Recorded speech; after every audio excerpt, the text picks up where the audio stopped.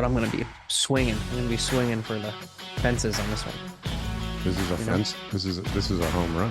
I'm going to be telling them. Or I've missed something completely. Yeah. Which happens.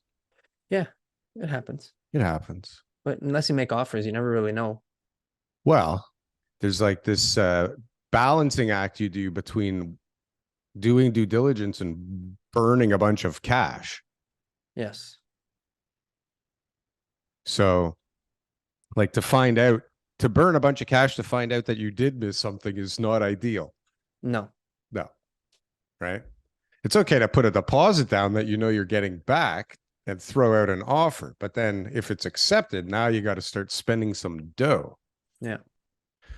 And that is it's how much dough do you spend and when?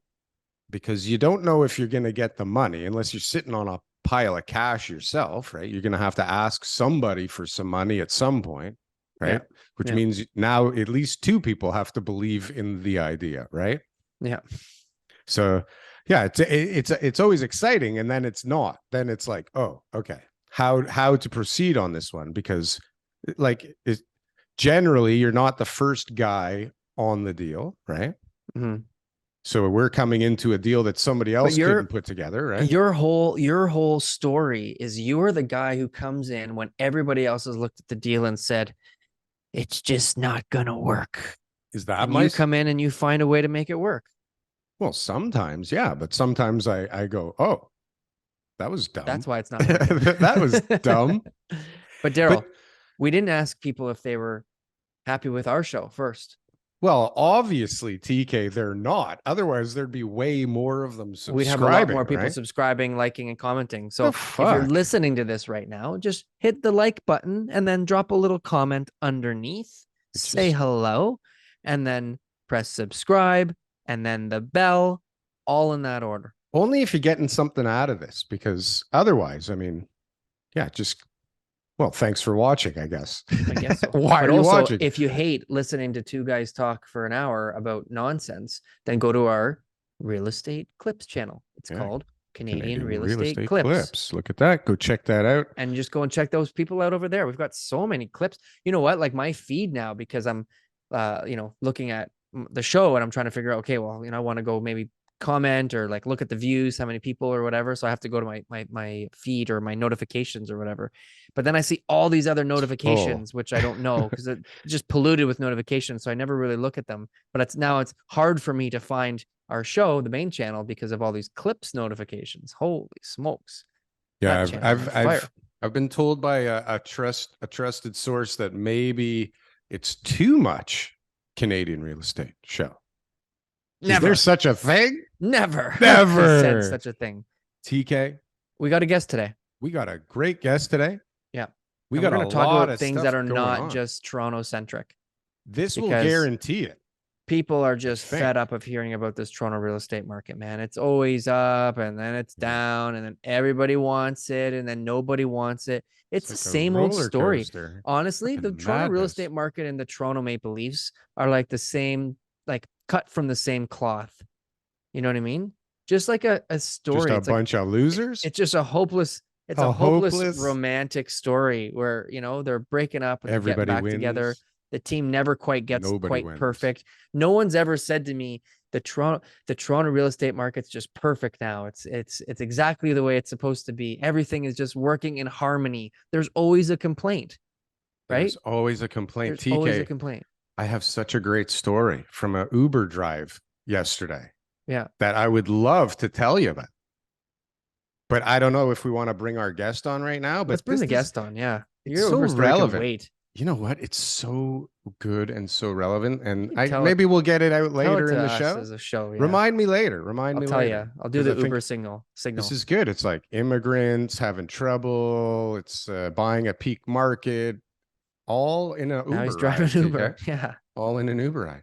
I thought I was getting set up to buy something at first. It's like I got in the Uber and the guy just wants you to give him a second mortgage. Well, he's like, that's what I was thinking. I swear to God, I get in the Uber and it's like, I'm on the phone with my friend. And then all of a sudden it's like, hey, Matt. It's that Bald Prairie guy just coming on the show. All of a sudden, Matt's here. Boom. World famous over here. Audio. I had somebody complaining. Oh, it's horrible. Audio's brutal. What's going on over there? Brutal, bro. What's going on? What's happening, guys? Well, welcome. What is Look happening? at the merch on the guy.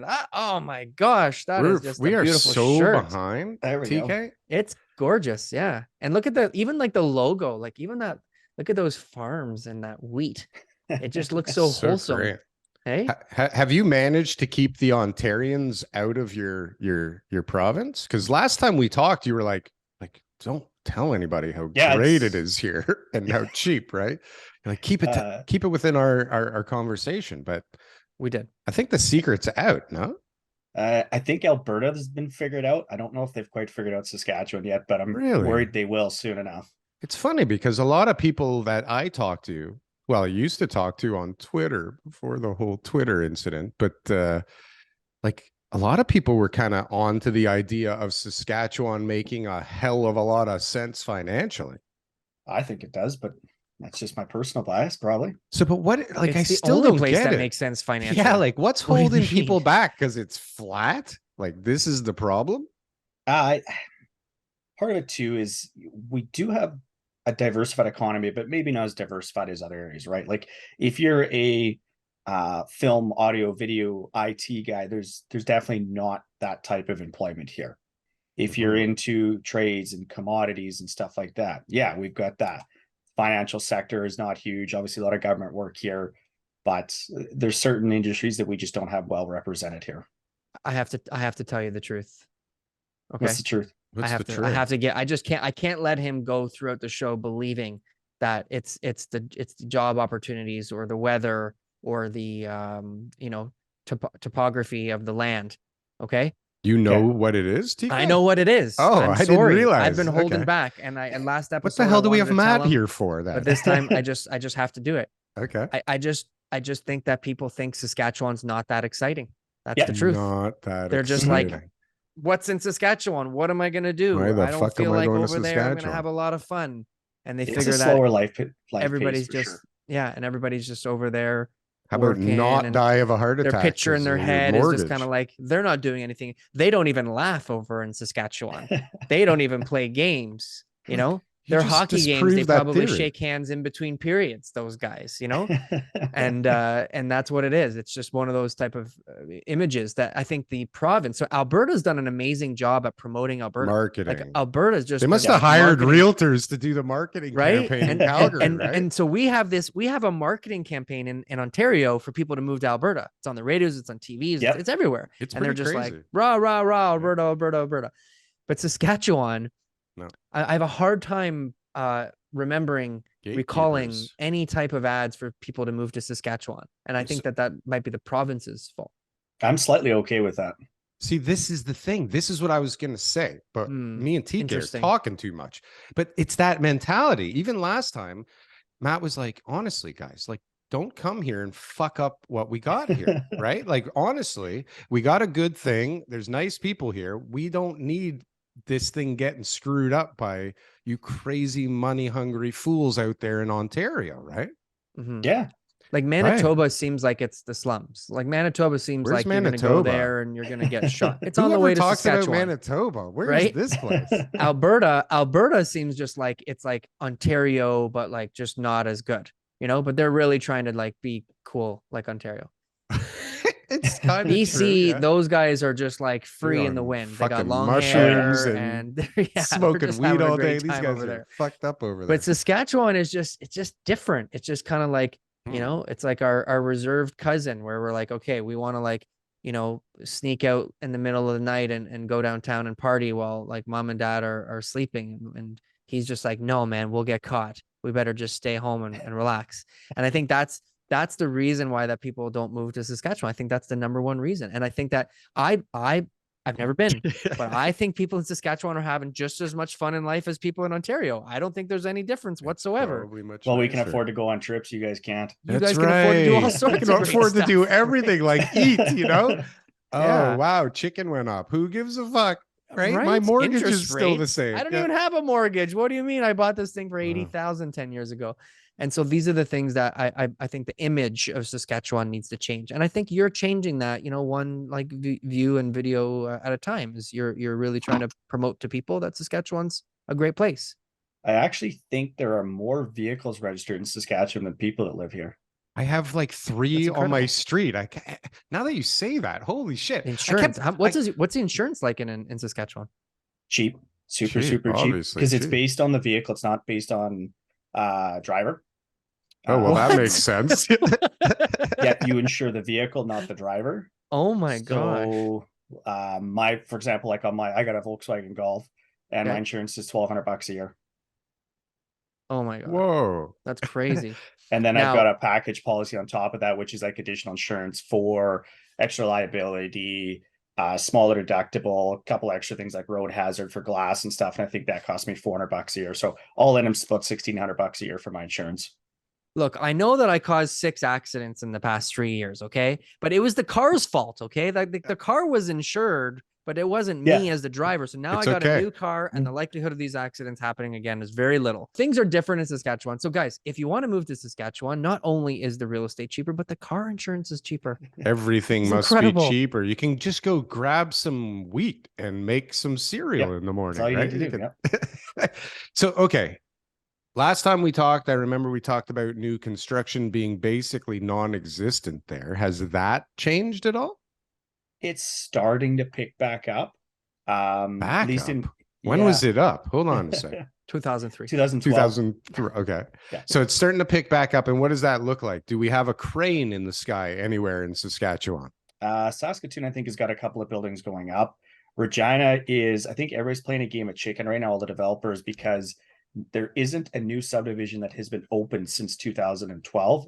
Everybody's been playing games of like, who's going to go first? And there's one area. What's everyone, like Dream. 3 guys? There's a couple of major builders, okay. But like Homes by Dream is one of the bigger builders here. They're out of Edmonton, and they've got a big parcel of land that they had bought and were ready to build on prior to 2012. They shut that down when things start going sideways. I think that's the first one that they're going to eventually open. But obviously, you guys know if you're going to do a subdivision, you're millions and millions and millions of dollars, and everybody's a little bit shy in terms of pulling the trigger on this right now. But I think when one guy goes, they'll all go. Have you seen the lineups in Ontario for it? Did you see the Treasure Hill launch? Like the lineups of people here? So you would sell out that subdivision in Ontario in the weekend, and they're on year 11 of the waiting chicken game. Registration. What the? They're doing registrations. Yeah. Holy shit. Okay. That's crazy. Yeah. But really though, we talked about this. I mean, just for people who didn't watch the last episode, click here for the last episode that we had Matt on, and there's probably no link there, but maybe our editing guy will do that. But the last time we talked is because the cost of construction isn't any cheaper, right? No. And so at the end of the day, how is someone going to build a 2,000 square foot house and sell it for $500,000? You just can't. Yeah, you have to get negative. You have to buy the land for negative dollars. $300 a square foot to build something here, plus land. Yeah. How much? A house. How much? Sorry, what's that? $300 $300 a square foot to build a house without land. Yeah, a house without land, and that's like so 2,000 square feet, so $600K, but it only sells for $5,000. So when you buy the land, you need to buy it for minus the landowner 100. Will pay you $100,000 to break even. Yeah, even my own personal house, I bought it for the mid-4s, and I think your cost to rebuild it with land would be $750 to $850. Yeah. So I wouldn't pay $850 for my own house. So what happens when a house goes up for sale? Is there demand like crazy for it? We just had the second busiest single month all time last month. What does that look like? 420 sales in a month in Regina. 420 sales is the second highest all time. What was the in highest? A single month. And when that was would have been, let's pull it up, last May at 456. Last year, a year ago, was the busy. Makes sense. Okay. Right. We had Didn't you on the crash show. already in May? Like wasn't in the summer because rates had just started to go up. And we didn't see prices start dropping until, because we dropped quite a bit later. We peaked out in July. Yeah, we were around July because I remember the 1% raise happened, and July 1st, I believe, is when that happened. Yeah, or 7th or whatever. So it was like we had a 1% increase, and you were just like, yeah, whatever. Like That Where doesn't mean anything. So hold on, are the out of the 426 people, would you say that it's the same Matt sold type half of I sold all of them. mix? No, but is it the same mix of people that are buying, or are there more people coming from outside? We've got strong international immigration, not strong inter-provincial migration. So people being forced when they immigrate to go to Saskatchewan, A lot of people, I think, choosing to. choosing Yeah. to. I'm asking. I don't the know. They don't province know any has- better. Every Yeah. province is just as cool to them as the next one. So they don't have that same sort of like idea of where life is going to be better. They just look at the numbers, and Saskatchewan numbers make sense. The province has tried really hard to go after the international immigration, Smart. and they've been pushing to see more immigration to Saskatchewan internationally. So that's a government effort trying to get more people to come to Canada. And actually, we are now, again, we set all-time highs for population as well this year. Is there federal government incentives for people to move to Saskatchewan? Provincial government does a lot of stuff, and they would do a lot of work as well. Provincial nominee programs. If you already have family here or friends here, it's a little bit easier to get in if you've got that kind of connection. So Where do the they province work, has tried though? really hard. So where are these people getting jobs? We have a huge trades and commodity sector. For us, commodities is what drives our economy. So So they're things working like your in cereal crops, potash, oil, obviously energy sector is big for us, uranium's big for us. And as much as this is not a nice thing to say, it's a true thing. The longer the war in Russia and Ukraine go on, the better it is for Saskatchewan, because they're some of the biggest competitors internationally to Saskatchewan's commodities, whether it's potash, uranium, cereal crops, all that stuff. That's what we produce for the world. And right now they are not producing it, or nobody's buying it from them. Mm-hmm. And so what are these jobs paying out there for these kind of things? Are we talking $20 an hour, $30 an hour, minimum wage? Your average household income in Regina is about $110,000. Between two people. Yeah. Right. Between multiple people, Yeah, 110,000. I think Regina, Saskatoon sit within the top 5 or 6 in Canada for the major metropolitan areas. And what's the average price for housing there now? Regina is about 315. Saskatoon's about 350.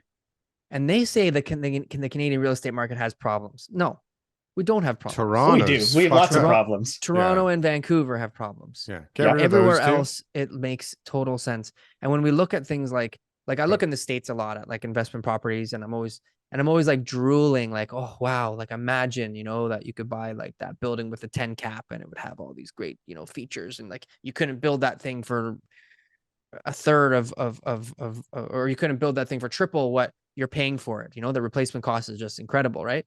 But really those deals exist in Saskatchewan, and that there's a ton of opportunity for people to buy properties there way below replacement cost. I just had a young kid, 23 years old, buying his first rental property. And we found a house in not an A+ neighborhood. It's definitely, a BC neighborhood type thing. 900 square foot bungalow with a regulation fully permitted basement suite that was built in 2018. And we were $275 on the purchase, and it kicks out about $2,500 a month in rent between the two suites. What the fuck is going on? Hold on a sec. It was built in 2018, the and now suite. it's for suite. No, the basement suite was rented. It was an older house. It's okay. 1960s, I believe, on that one. But the basement was fully gutted and renovated to proper regulation status in 2018. So tell me, the previous owner, let's the analyze seller, that deal. Hold let's on, the analyze seller, that deal. what did they pay for it when they bought it first? I'd have to pull that up. They would have been less because it didn't have the basement suite. Okay, so They here we put got in the $2,500 a month in rent. So we got $275K for the purchase price. Net. We're gonna net? Are these net numbers? No, that's gross. So we're gonna put down 50 grand. We got a 200. He put 65 roughly into this one. Okay, let's say we got a $200,000 mortgage. Yeah. So we're about $1,200 a month mortgage payment. Property taxes per month. About 1% purchase price, so we'll call it $2,700 a year. $200 $200 a month. Yeah, $200 a month. So we're at 1,400. Utilities and all that. Utilities are all separate to the tenants. All separate to the tenants. So insurance, maybe $1,500, maybe we could say is for a going to be year. your expenses on that property, and that you're collecting $2,500 a month rent legally from 2 apartments. Yep. and you're got $1,000 cash flow. Yeah, well, you're gonna have little, put some reserve money away and stuff like that.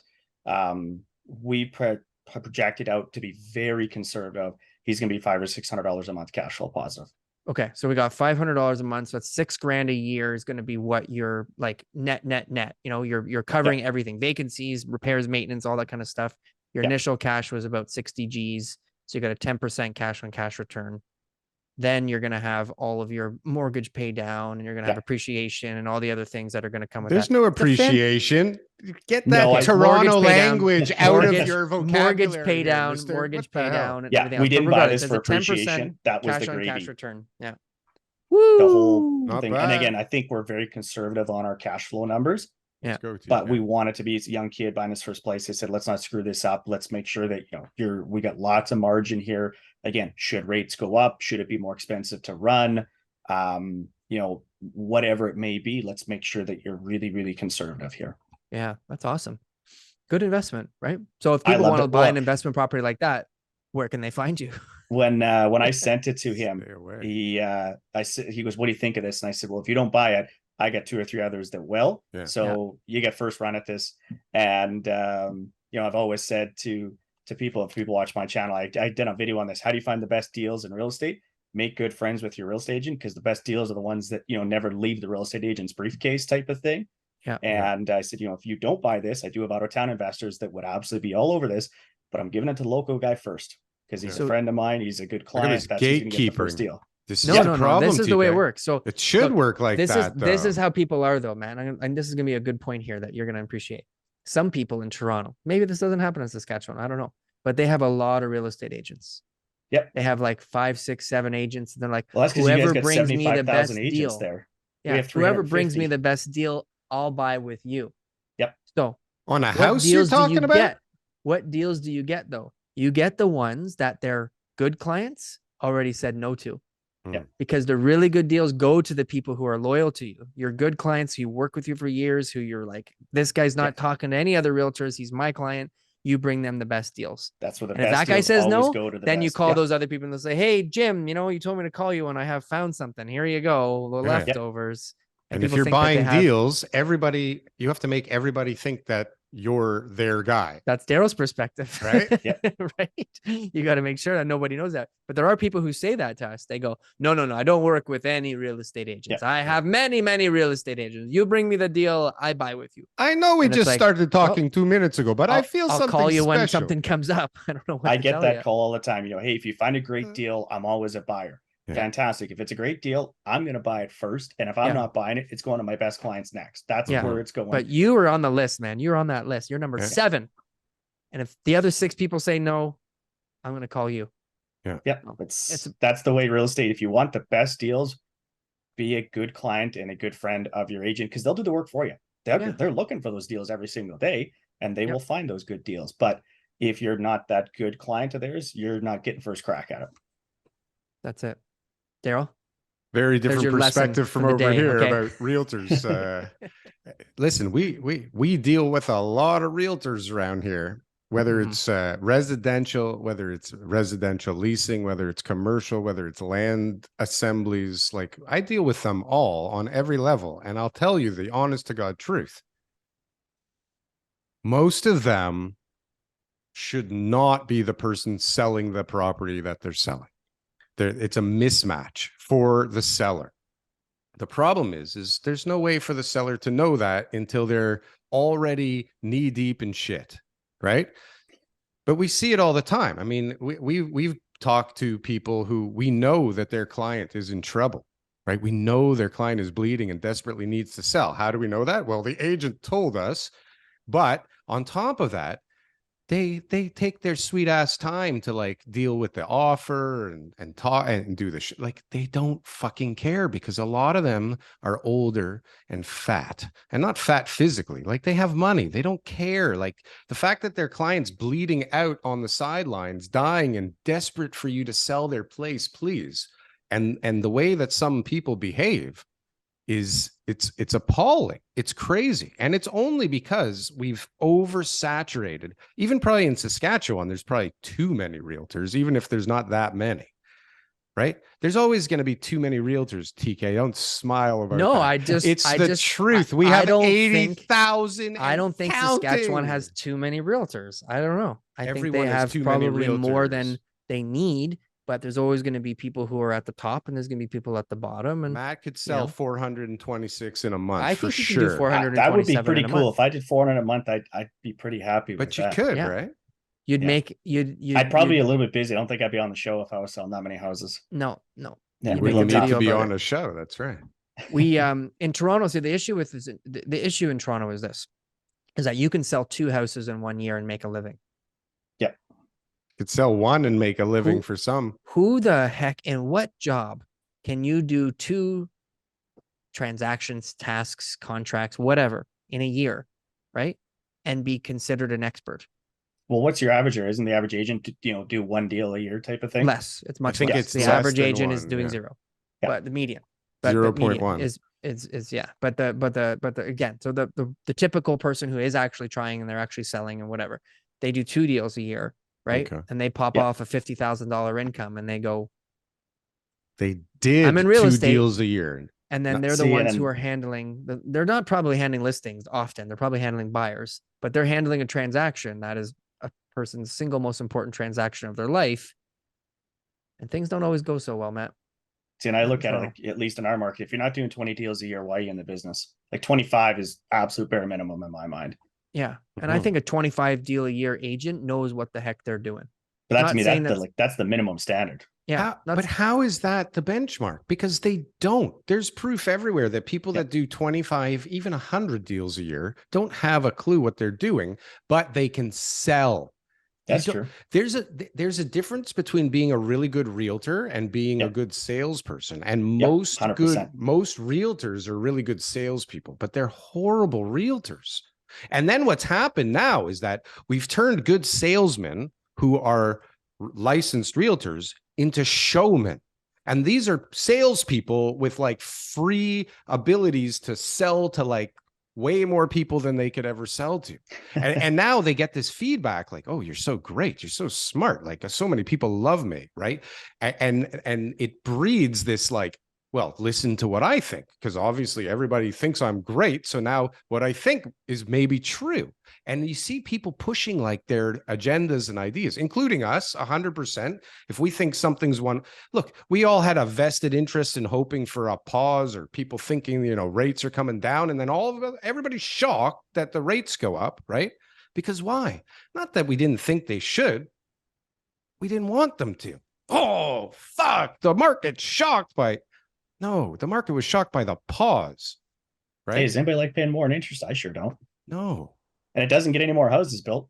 It's not. It's seemingly not, right? What do we have? You even said 25% less, you said? In your last video, 25% less housing starts, right? 23%, we something continue like that? to see housing starts decline. Now we're looking, obviously, this year, we're going to see the fewest number of houses built in a number of years, and obviously we're on pace right now for the largest population increase in a year. So that's not a good mix. No, it's the perfect recipe for a housing crisis, right? Yep. Like this, if you had the smartest, best elected officials in the whole country to figure out a problem like the housing crisis, this is what you would do, right? You'd make sure that nobody built more, and you'd bring in more people that wanted the thing, right?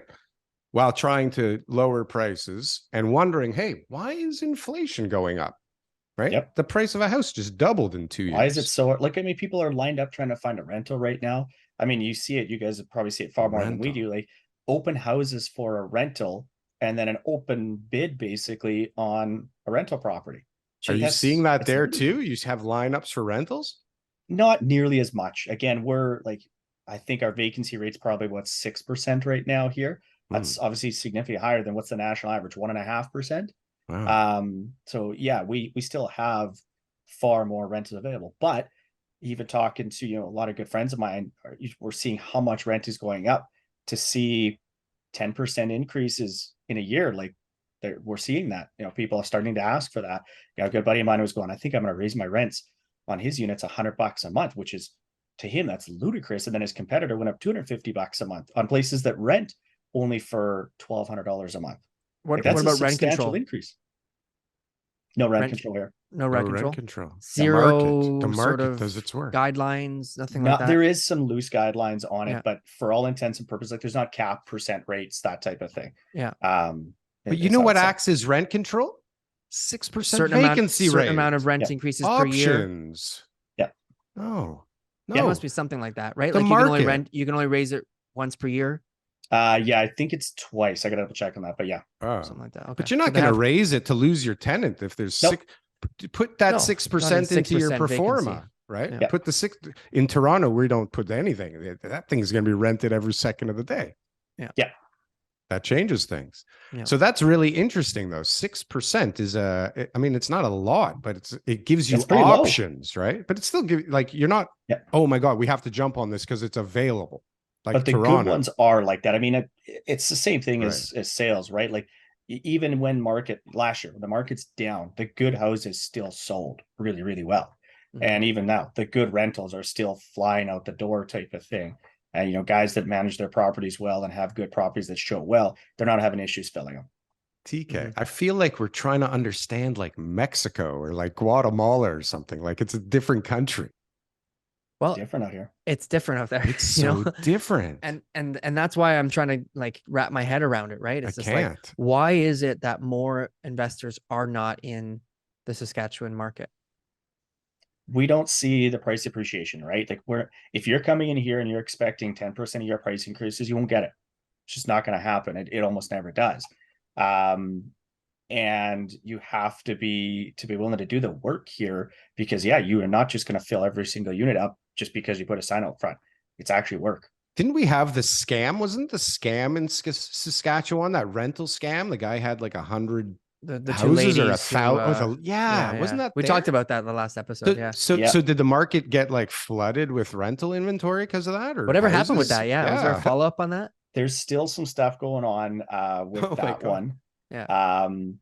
We'll probably get more information as that starts going through the courts because it is right now. But yeah, there was a large number of units. It was based out of Saskatoon, and Epic Alliance was the company. Mhm. And they saw a lot of units that got turned back to investors that weren't worth what investors paid for.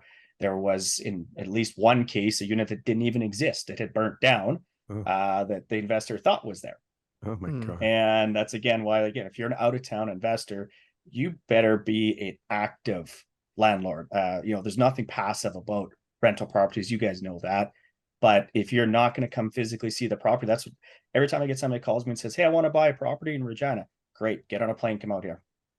If you're not invested enough to get on a plane and come out here and see the property, I'm not really sure that, we're a good fit, as in that investor and myself, because I want to show these people what they're getting themselves into and what they need to know, because there's areas of town where you could see really high cap rates, not exactly A+ tenants. There's other areas where, the cap rates aren't as high, but you're going to get really good, solid tenants and good properties. Well, you can get rid of your tenants with no rent control. Give me the process. My tenant's a real jerk, and now his rent's $800, and I'm like, you know what? Now it's $1,500. Yeah, so you could do that. We've got, obviously, depending whether you're on a lease or a month to month, the eviction process is a little bit different. Whether you're going to renovate it, whether you're moving back in, that type of thing. It's month to month. He's been there for a few years, but he's causing problems, Yeah. So then obviously if they're causing problems, pirated DVDs, and I just can't have that. If there's problems, obviously then you can look to evict for issues like that. And there's a whole process. And our tenant board is actually not only quite good for the most part, none of them are perfect, but you can actually call them and they answer their phones or they phone you back. Oh yeah. I tell people all the time, like, if you leave a voicemail, they'll actually call you back, and usually within the day, if not within a couple hours. So they're really good there. Our timelines to get hearings is a couple of weeks typically. Oh my God. Sometimes a little more. If you have an issue, for example, if with non-payment, or you're concerned about non-payment, you can go get judgments ahead of time and stuff like that. And if they're not out on the end of the month, the sheriffs will make sure they are, type of thing. Wow. I'm just gonna give you some different perspective on something that you said. And I just want, like, again, I totally appreciate your integrity with your business, but we have a guy who comes on the show from New Brunswick. Okay. His name is Art, and Art doesn't deal with probably any New Brunswick buyers. It's all Ontario buyers, Mhm. and none of them go to New Brunswick to buy the properties. He does everything through like 360 tours and videos, and he's got an incredible business. I think he's like the top realtor in New Brunswick or something like that. He's pretty close because he just focuses on investors, and it's all a bunch of Ontario money, and he shows them these great properties, and that, you know, he then has teams for them. So it's like, oh, look, I connect you with the property managers and connect you with the mortgage people and insurance people and contractors. And he has this whole business set up, right?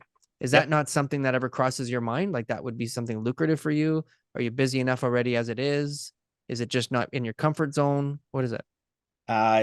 In terms of would it be lucrative? Yeah, absolutely it would. Is it something I'm interested in?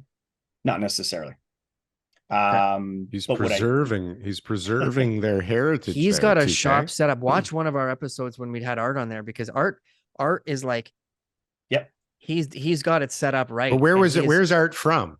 New Brunswick. He is? Yeah. Oh. That's why he's got all these connections. And so now his value proposition is, this is actually our value proposition here in Ontario, because we're a big Toronto team and then we service other areas.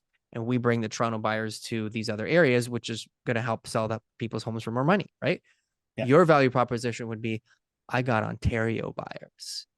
Yeah. Those guys are stupid. They'll buy anything. They'll pay any price you want. Yeah, And they that, don't I think want more sellers would us. want to work with you, knowing that you have the Ontario connection.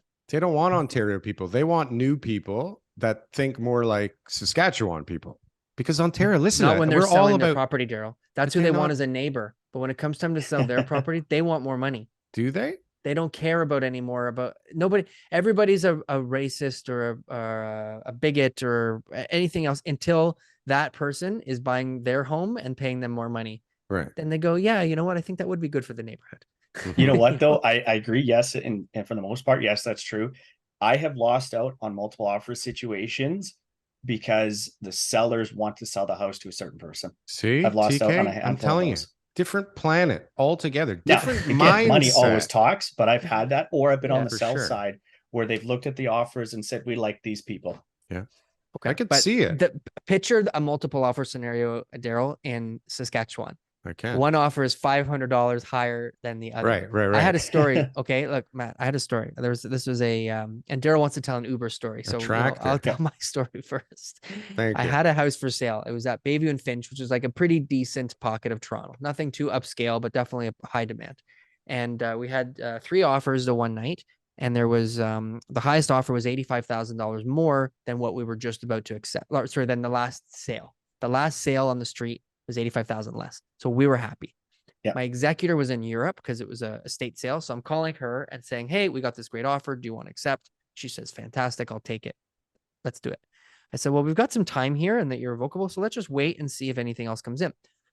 Later on, like an hour or so, a guy calls me and says, hey, is it still available? And I say, well, last night we had all these great offers. We're just about to accept one, but we haven't yet. So if you bring me your best offer, your client has a chance to be able to get the property.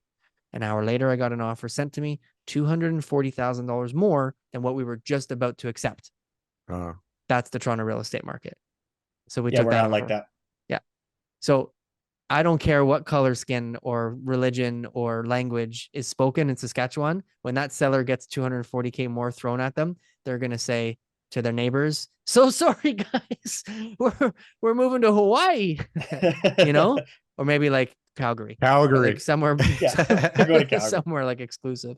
For us, like our multiple offers, generally you're seeing 2 offers. It's probably going to go about asking price. 3 offers is when it starts going over asking price. And just from the last 2 years, kind of what I've been seeing is every offer 3 or more is probably worth $5,000 to $8,000 over the asking price for each one. So if you get 4 offers to see it sell $10,000, $15,000 over asking, that's probably about where it'll be, you know. But we don't see a ton of multiple offers with more than 3 or 4. Like 6 offers would be crazy for us for the most part. Mm-hmm. And $6,000, TK. Like we're not talking about people Per that offer. just go per offer. Yeah. fine. But 6 Still, means the first that's 3 only are at asking, 35 and then grand, there's another 3. 36 So yeah, grand. you're 25,000 over asking. Right. So, Jeez. but here Which is it's what like, the market was like in the 90s. Like I remember the stories. Like there's a ton of people who tell me the same thing where they had to pay over asking. It was like $5,000 over asking. Yep. Yeah. So, but here people are just throwing like $250,000 nukes at the offer, right? I don't care anymore. Just get the Get a fucking second house. mortgage. Yeah. Whatever. I We'll had figure it out. one, the biggest one where I've been involved in terms of over asking price. We were $75,000 over asking, but when the buyers, when we first, well, actually they sent me the listing, said, what do you think of this? And I said, it's a great house and it's a great neighborhood, but it's priced with a 5 in front of it. This is a 600 plus neighborhood. So if you're not willing Right. to accept that this house is probably going to cost you 600 something, whatever that number is, we'll have to sort that out. Let's not go look at it, because they were 550 was the asking price. They pulled And the I Toronto. They loved move it when there. they got there. They Yeah. were like, oh. Well, I think the issue with this one was, honestly, I think the agent just mispriced it. I don't think they were trying to underprice it in order to attract attention. I think they just mispriced it. They didn't have like a And- cousin in Toronto that's a realtor. Hey, Just put do it at like $3.99. It works every time. Yeah, That's right. no, I think it was just a mistake. List the And last. so there were 9 offers on that one, which again for us is crazy to think of that many. 2 of them were right around that 550. How do you know? Next, Sorry, how do you know? because I asked the agent. And so they're just like, well, Jim's offering this price and this. No, after it was a done deal. After it's a I done asked. deal. I said Okay. just because it's out of curiosity. Yeah. I was asked every time I've been in a multiple offer. I Yeah. always ask the agents, give me as much information you can, and if they can, they can, and if they can't, they can't. Right? But Do you know I what the want to know. standard answer is when you ask agents here? When you win, right? Yeah. They say, well, the other offer was higher than yours, Oh yeah, but we We really like- like we your liked closing you date." better. yeah. But in this case, yeah. So there were 2 offers around that 550 mark, and then there was 7 offers. So one of them being ours, were all we were 620 was the final purchase price, and all of them were within about $5,000. Hmm. All right. So 7 people independently all came up with a very, very similar price. Mhm. And when I talked to the guys again, I said, look, again, this is the only reason this house didn't have a $700,000 price point is because the crescent that it's on, one side backs onto a golf course and green space and stuff like that. The other side's obviously the inside of the crescent. So the outside of the crescent backing onto that green space, you're 750 all day long, pretty much. It's just the fact this is on the other side of the crescent. That's why I didn't have the 7 in front of it, had a 6. Nice. And sorry, your client got it? They did, yeah. Yeah, nice. So this is how I guess all the different scenarios can work, right? I mean, we're very experienced with multiple offers. That's the market. So when we do our little masterminds, weird we when talk to there people aren't all over any. North America. Yeah. Toronto, we're just like, we have a certain market here where this is just becomes normal. And so in Yeah. other markets, when they deal with multiple offers, it's to be expected. They're not as experienced with those type of situations because it just doesn't happen often. And you've been dealing with this for years and years and years, you become well versed in it. Whereas if I went into an auction situation, I'd be clueless. I wouldn't know what, how does the auction work? Like, do you go up 1,500 in New Zealand or whatever, right?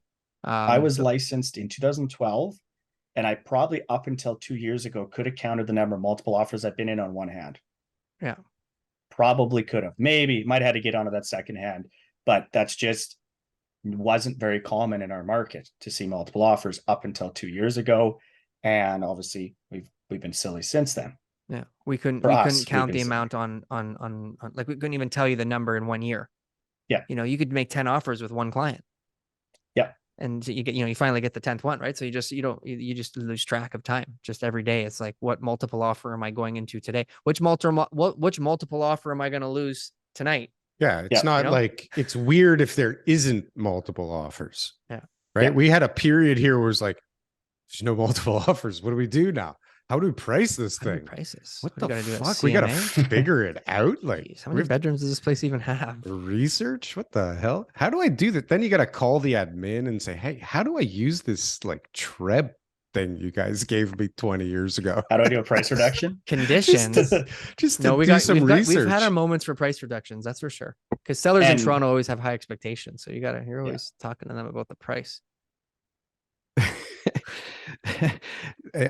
Being in Saskatchewan, I'm remiss to even bring this up. I don't know if anybody's checked the news lately, but you got any UFO sightings out there in those fields?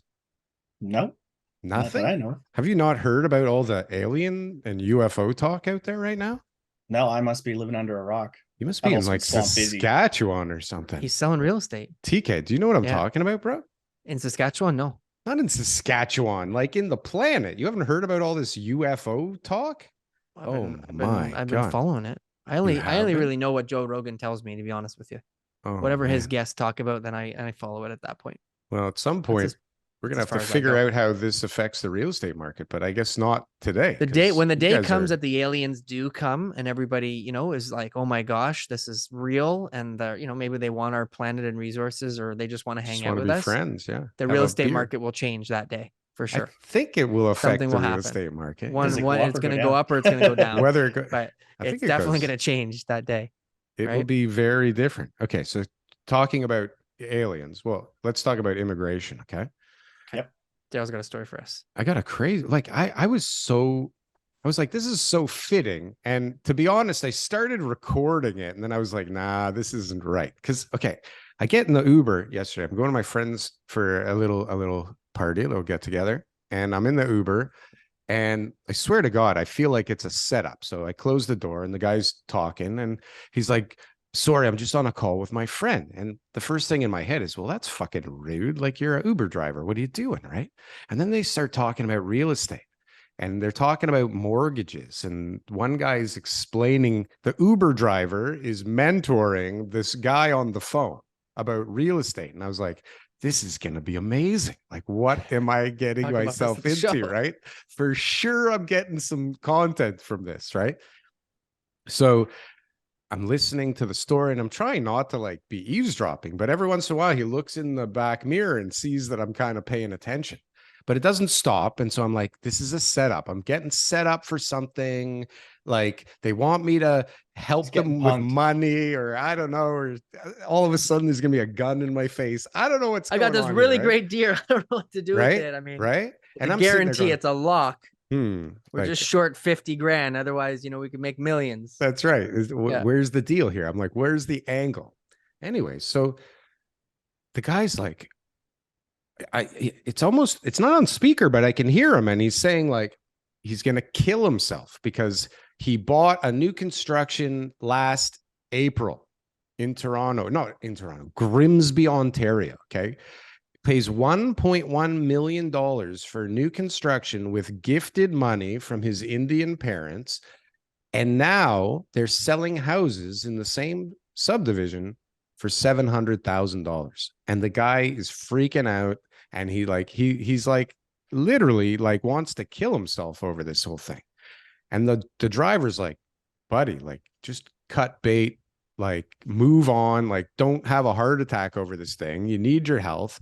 And I'm sitting in the back going like, oh my God, how many Why are people they speaking English if they're like immigrants? Well, so one guy's Indian. The guy on Yeah. the phone is definitely from India, like, no doubt about it. Yeah. And the guy is probably African. He was black and Okay, it okay. sounded like an African So it's his accent. buddy, but the common language is English. I guess they're friends Yeah. through being in a similar situation here in Canada, because the guy driving is like, I lost all this money in real estate and now I got to drive a Uber, and I have a $500,000 house and it's got a $150,000 first and it's got a $250,000 second, and everything's going to be okay because we don't know what's going to be in 6 months. And all of a sudden I'm like in the conversation, and I didn't want to be. He's like, he asked me a question, right? And I was like, I felt compelled to answer honestly. And he's like, can you talk to my friend here? And I was like, oh my God, what's going on? And so the guy's like texting me, he took my number, and the guy's fucked up, man. The guy's like, imagine a year ago, you pay 1-1 with money your parents gave you In Grimsby. In Grimsby. The highest okay? sale price in Grimsby up to that point would have been like 600,000. And now maybe the one house sold for $1 million because it had like 10 acres. Go ahead. And now they're selling for 700,000. And Yeah. I mean, what do you do? Because guess what? Like, how long do you think his mortgage was for? Right. And guess what? Do you think it's fixed? He bought it, or was it pre-con? It was He's already closed it? pre-con. He closed Oh, it. he's already closed it. See, And the he's in a developers, variable. of course. The developers are the ones where when you go to get your application done, right? You get your plan of subdivision and everything else. You bought the land, you're calculating your cost, all that kind of stuff. And your timing was, we're now ready to sell at the beginning of 2022. There is no way in hell that your calculations were that you were going to get $1.1 million in Grimsby.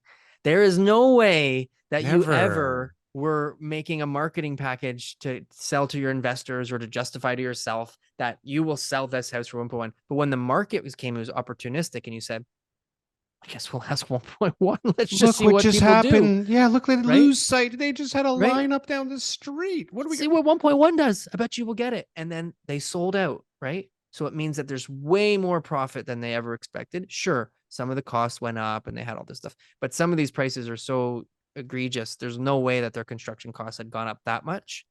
And so the people who now have not closed on those yet, some of my advice to them is like, just wait it out. Maybe there's going to be an opportunity for you to have like a class action lawsuit here with your other people who bought. Maybe there's a way for you to get your deposit, but I don't know. Like, I'm not saying that's not my advice. It's just, you don't know what's going to happen in those type of situations, because it's pure greed.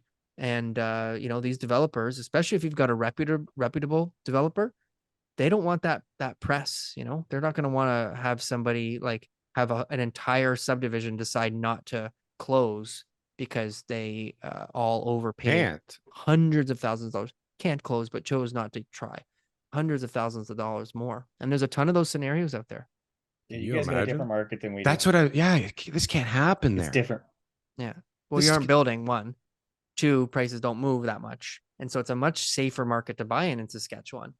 Is like the odds of things. It's a local market, right? Like, we're not an investor-based market. We are a local market for people that are buying, for the most part, to live here. Like, obviously, yes, there are investors. There are people that are buying for rental property purposes, but we don't have like the pre-construction market, like you guys have, where people line up, buy a property, no intention to close on it, hope they can make 100 or 200 grand on it.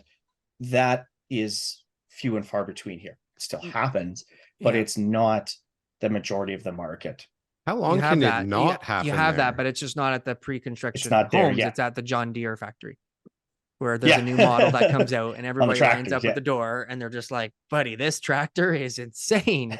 And they're all wanting the newest model. No, but seriously, how long can the dam hold? Like, eventually people are going to figure it out. Well, but like your last video, you also talked about like how we're already on a record pace for permanent residents, right? Yeah, which is crazy this year.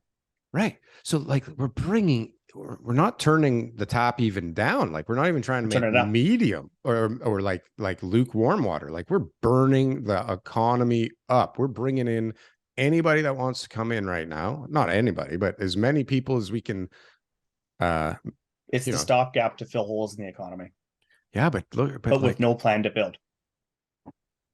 So like, we're doing pretty good. So I should have something I wanted to talk to you about. So the province of Ontario, right? We're doing a lot of the government is changing a lot of the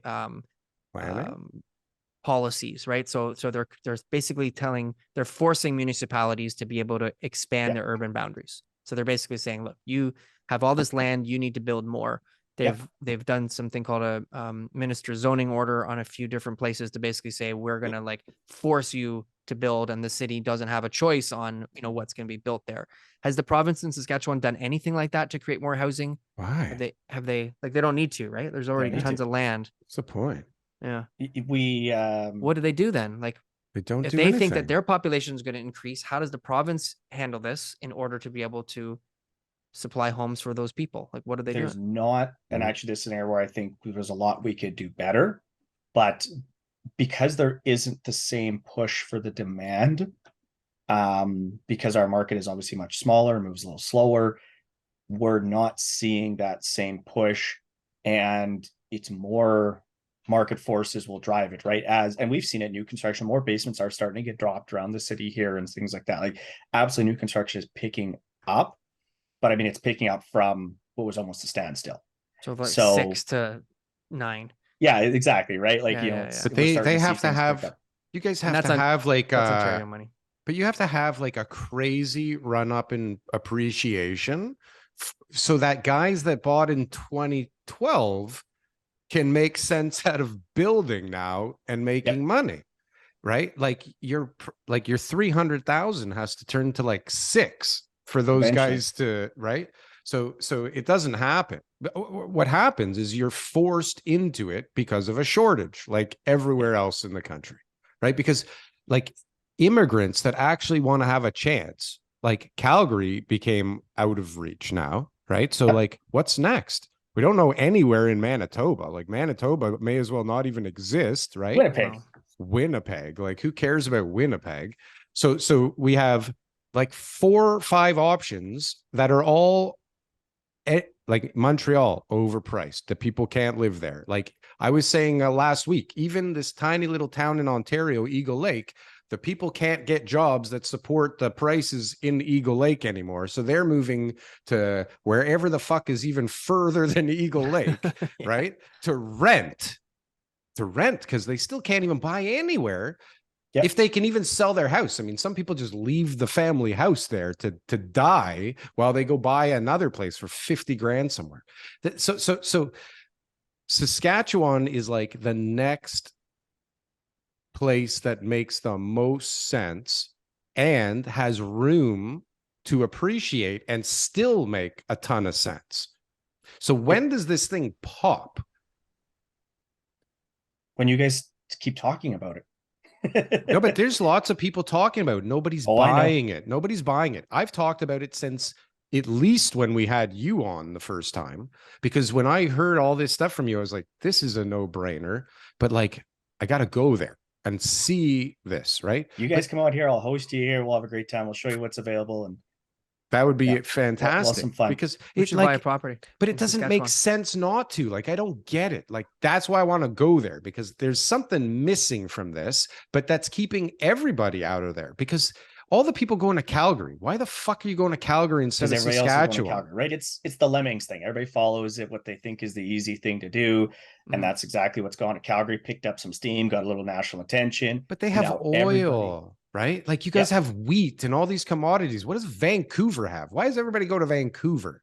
Like, other than money laundering, there's zero reason to be in Vancouver unless you're born there. But Saskatchewan makes sense from every level. You have agriculture, you have nice people, you have cheap prices, you have people are willing to pick a local over more money. Okay, this is not normal. Not always, but it happens. But it happens. It doesn't happen here. Does it happen here, TK? You ever had somebody go like, I just love these young couples so much, I gotta help them out?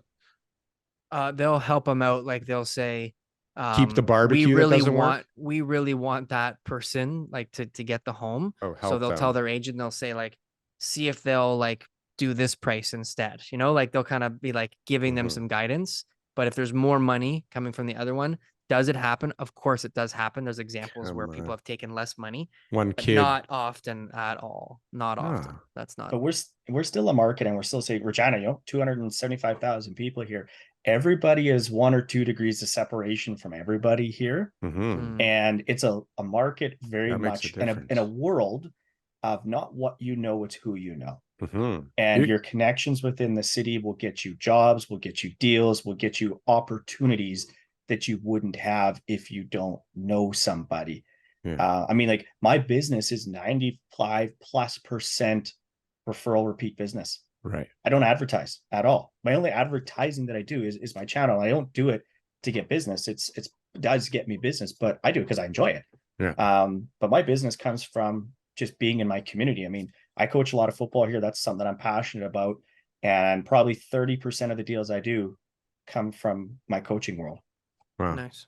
Well, and that's why you can't act like people act in Toronto, because instantly everybody knows you're a dick, right? Instantly you fucked somebody and everybody knows. Whereas here, there's like, some people's business plan is to just move on to the next guy, fuck everybody, and just go burn. You can't do it very long here. I mean, and if it wasn't premeditated, it's an infinite amount of people to burn in Toronto.